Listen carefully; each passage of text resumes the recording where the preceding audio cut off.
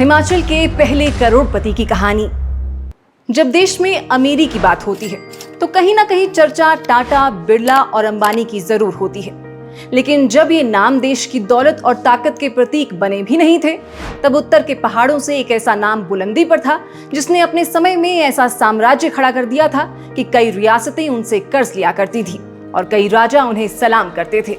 उनका नाम राय साहेब पूरनमल कुठियाला था, जो हिमाचल के पहले करोड़पति माने जाते हैं। जिस गांव को देखकर कोई नहीं कह सकता था कि यहाँ से एक ऐसा आदमी निकलेगा जिसकी दौलत सिर्फ गिनी नहीं जाती थी, बांटी भी जाती थी, जिसकी हवेली की ऊंचाई जितनी थी, सोच उससे कहीं ऊंची थी, और जिसकी पहचान सिर्फ एक अमीर आदमी की नहीं, एक दानी, एक सपने देखने वाले और समाज को बदलने वाले की थी।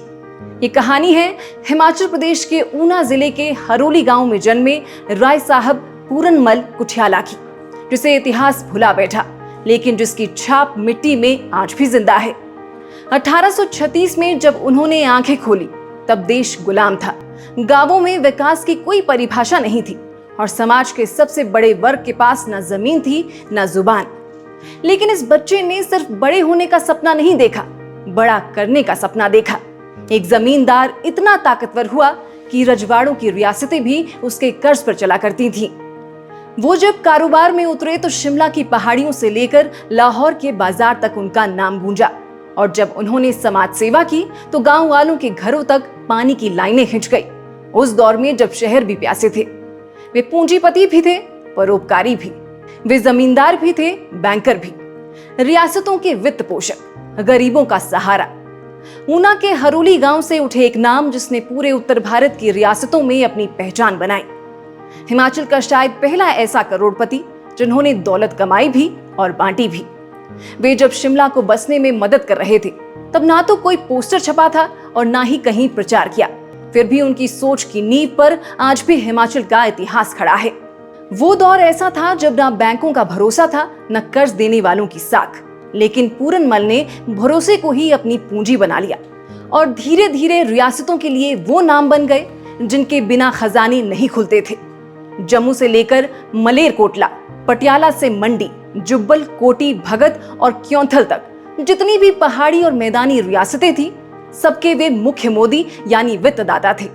राजा भी उनसे कर्ज लेते थे और उनका दिया हुआ कर्ज सम्मान से लौटाया जाता था। ये कोई छोटी बात नहीं थी।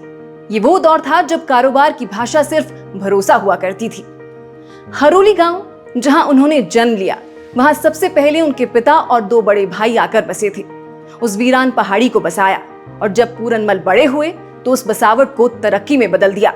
हरोली की पहली और सबसे ऊंची हवेली उन्होंने बनवाई, लेकिन ये हवेली सिर्फ उनके रहने के लिए नहीं थी, ये पूरे गांव के लिए एक प्रतीक थी, एक भरोसे का, एक बदलाव का। पूरनमल ने जो कमाया वो सिर्फ अपनी तिजोरी में बंद नहीं किया। उन्होंने गांव में कुएं खुदवाए, लोगों को शुद्ध पानी पिलाया, और वो भी उस समय जब आसपास के गांव पानी के लिए मीलों चलने को मजबूर थे। फिर 1920 के दशक में उन्होंने वो किया जो आज भी मिसाल है। हरोली वाटर वर्क्स ट्रस्ट बनाया, अपनी जमीन दी, पैसे लगाए, पाइपलाइन डलवाई ताकि गांव में हर घर तक पानी पहुंचे। जब बाकी देश के शहर भी पानी के लिए परेशान थे, तब हरोली में उनके कारण घर घर नल बहता था। लेकिन पानी ही क्यों, खेती में भी उन्होंने समाज सेवा का रास्ता चुना। बड़े बड़े खेत थे उनके पास जिनमें दालें, सब्जियां, फल, मसाले उगाए जाते थे। लेकिन इनका मकसद व्यापार भर नहीं था। गरीबों में ये सब मुफ्त बंटता था और अमीरों को बेचा जाता था। यही नहीं, जब उनके पास जरूरत से ज्यादा जमीन हो गई तो ऊना और कांगड़ा में उन्होंने वो जमीनें उन लोगों को दान कर दी जिनके पास कुछ नहीं था। रिश्तेदारों को भी जमीनें दी ताकि वे भी अपने पांव पर खड़े हो सकें। उनके पुत्र रायजादा लाला कड़ूमल कुठियाला शुरू से उनके साथ थे, व्यापार में भी, सोच में भी।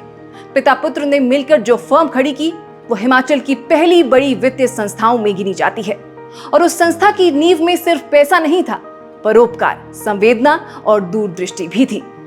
शिमला, जो उस वक्त ब्रिटिश भारत की ग्रीष्मकालीन राजधानी था, वहां जब एक पुराने बस स्टैंड के लिए जमीन की जरूरत पड़ी तो पूरनमल ने बिना एक पैसा लिए जमीन दान कर दी। आज भी हजारों लोग उस बस अड्डे से सफर करते हैं, लेकिन शायद ही किसी को मालूम हो कि जिस जमीन पर वे कदम रखते हैं वो किसी सरकार ने नहीं, एक आदमी ने अपनी सोच से दी थी। 1932 में जब शिमला में उनका निधन हुआ तो ऐसा शोक मनाया गया जो शायद ही किसी आम आदमी के लिए कभी मनाया गया हो। शिमला के डिप्टी कमिश्नर ने उनकी मृत्यु पर सरकारी अवकाश घोषित किया, वो भी उस दौर में जब एक व्यापारी को इतना सम्मान देना असंभव सा लगता था। लेकिन पूरनमल कोई आम व्यापारी नहीं थे।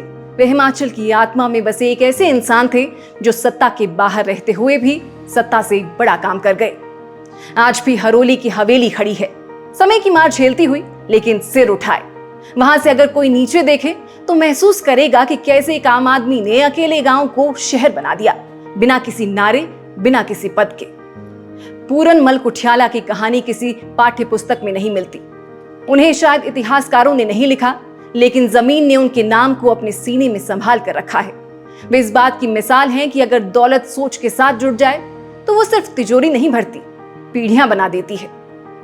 आज जब समाज में दान भी प्रचार बन चुका है, जब एक गिलास पानी बांटने के लिए फोटो खिंचाए जाते हैं, तब पूरनमल कुठियाला की याद इसलिए और जरूरी हो जाती है क्योंकि उन्होंने कभी मंच नहीं मांगा, बस काम किया।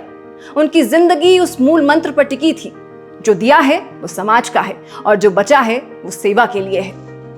पूरनमल कुठियाला, एक नाम जो अब शायद कम सुना जाता है, लेकिन जिसने हिमाचल के कई हिस्सों की आत्मा में अपने हाथों से उम्मीद बोई है। उनका जीवन उस दौर की कहानी है जब लोग अपने लिए नहीं, दूसरों के लिए जीते थे, जब करोड़पति